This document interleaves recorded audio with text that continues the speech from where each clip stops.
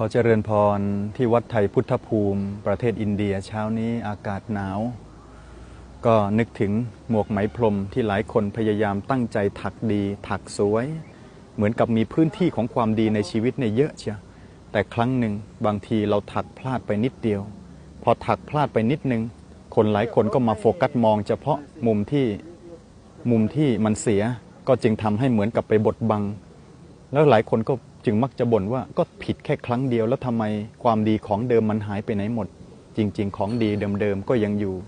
ความตั้งใจก็ยังปรากฏอยู่บนผืนหมวกไหมพรมที่เราตั้งใจถักนั่นเองเหมือนกับความดีที่หลายคนทำไว้พอทำไว้แล้วไปมีเรื่องผิดพลาดเพียงแค่เรื่องเดียวเขาก็มีความรู้สึกว่าทำไมคนต้องไปมองเฉพาะตรงนั้นอาจจะเป็นเพราะว่ามันก็เป็นสิทธิ์ที่เขาจะเลือกมองเฉพาะส่วนที่เสียแล้วจึงไปบดบังส่วนที่ดีไปจนหมดแต่ความจริงก็ยังมีอยู่บารมีหรือความดีอะไรสสารไม่ได้หายจากโลกบาปก็คือบาปบุญก็คือบุญดีก็คือดีก็ทำไว้เพียงแต่ว่าเขาอาจจะเลือกมองในมุมที่เรารู้สึกไม่ถูกใจแต่ก็ขอให้ภูมิใจว่าของดีก็ยังมีอยู่แน่นอนและเปิดพื้นที่มากเสียด้วยเนี่ยตรงนี้ท่านทั้งหลายก็จึงให้กำลังใจ